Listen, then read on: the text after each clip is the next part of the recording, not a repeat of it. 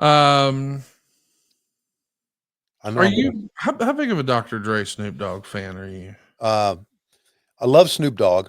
I think he's so fucking cool. But as far as their music is concerned, no, not at all. I'm very my music. Okay, let me explain to you my music. Okay, my music is basically on the countryside, George Strait, and that's about it. Um, and then I like '80s music. And I like some '70s rock, and that's about it. So I don't listen to any of the. Are we talking about music here? Is that why the Yes. question came up? I don't listen to any of the current stuff at all. Well, this isn't current, but they had a song from like, I don't know, 30 some odd years ago called Dre Day. There's a lot of motherfuckers and bitches in it.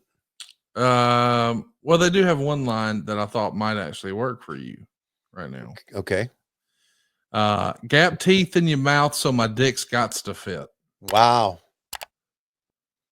It's an awfully slim penis right there. Well, I was wondering, like, Okay.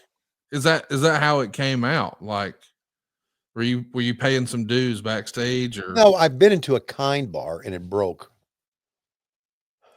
so I mean we're watching this is a safe space, Tony. You can talk to us, we're your friends, but we're watching a Tommy Rich match right now. So we all understand that sometimes you have to make a business decision in this crazy wrestling world. Yeah. Is that how you got one of your teeth drilled out? I mean, just tell the truth. Yeah, a kind bar. That's how Okay. it happened. Yeah. It was not kind to me. No, apparently not. No, I will never eat a kind bar again. By the way, James Alcorai, who's going to join us in Fresno in a couple of weeks, uh, and of course, I'm sure we'll have about 5 or 6 packs in him by that time. Said no Garth Brooks. Never was a Garth Brooks fan. Were you Garth Brooks fan? I mean, listen, my parents listened to him some when I was a kid in the car, but like there's zero Garth Brooks songs on my phone. Not one. Yeah, me neither.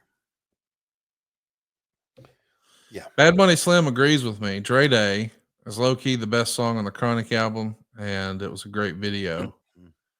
So yeah, gap teeth in your mouth so my dick's gots to fit is a lyric I'll never forget I bet. ever. Mm-hmm. And it's the only one that I know I'm going to hit every time that song comes on because I memorized it as a kid. Because I remember thinking, does the extra room from the gap in the teeth really offer that much wiggle room? Wow, you really thought this out, didn't you? Well, I put about as much thought into it as you did the Frilly toothpicks. Yeah, right. You're for them. I'm for Yeah. him. Mm-hmm. Hey, we got a question here from Coach Rosie who wants to know what is one of your fondest memories of the Omni? You know, we hear lots of Madison Square Garden memories, but you got any good Omni memories you can share with us? Yeah, I've told this before. Let me tell it again. Uh, we had, there was always and we were based out of Charlotte, and I was the ring announcer at the Omni for a long time. I say a long time, it seems like a long time, probably like most of 85, 6, when Jim Crockett Promotions, after Jim Crockett Promotions took over the TBS slot, I became the ring announcer for the Omni. And so I would drive down from Atlanta and ring announce, and all of our talent was based out of Atlanta because all of it was Jim Crockett Promotions, Charlotte based. There was always an 11:15 p.m. flight, Eastern Airlines, that made it from Atlanta to Charlotte, and guys wanted to get on it, and so we had. And I was telling Dustin this story the other day, um, that Dick Murdoch was wrestling Dusty Rhodes in the main event at the Omni in a steel cage. And I remember before the show started, I'm in the back, and Murdoch says, "You need to help me out here." I said, "How can I help you?" I said, "Just keep things moving because I got to make that 11:15 flight." And of course, this is before all the security measures and everything. And I said, "Well, I'll do what I can." And he came out the cage. They built the cage. You know, now I know he's in the back, you know, hopping on one foot because he wants to get that cage built so he can go. They get the cage built, and I roll in the ring, and he walks in, and I say, "You're not going to make that flight," and he says, "Watch me." And the fucking bell rung, and they went 5 minutes in the cage. The fans were so fucking pissed, but he was going to make that. He was going to make that fucking flight, and people booed him, and he did a couple of his curly Three Stooges spots, you know, to entertain the crowd. And it was that's one of the things I never forget. And also, I used to cut time. I think I've told this before.